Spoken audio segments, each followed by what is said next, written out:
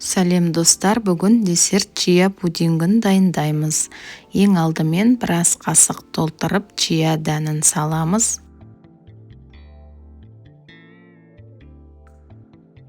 Сүт құямын немесе айранда болады. Достар, естеріңізге салсам, менің каналымнан түрлі ПП рецепттерді таба аласыздар. Пайдалы рецепттерді жіберіп алмас үшін менің каналыма тіркеліп алыңыздар. Енді әр стаканға дәміне қарай бал қосамыз. Содан кейін жақсылап араластырамыз.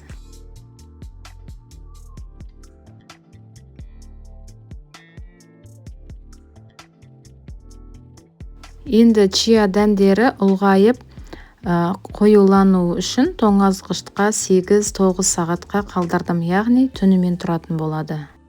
Қарасаңыздар, чия дәні қоюланған, енді үстіне жеміс-жидектер салатын боламыз. Менде банан, малина, құлпынай, қарақат және де кез келген жемістерді салсаңыздар болады.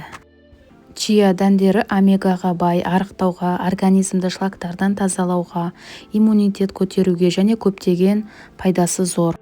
Витаминдер мен клетчаткаларға бай чия пудингі өте дәмді болып шықты. Балаларға да ұнады. Достар, сіздер де жасап көріңіздер. Енді жеміс-жидектерді салғаннан кейін греческий йогуртты толтырып біраз қасықтан саламыз. Содан кейін араластырып, үстіне қайтадан жидектерімізді саламыз.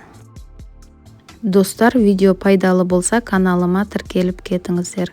Сіздермен бірге болған мен Алтынай, келесі видеода кездескенше сау болыңыздар.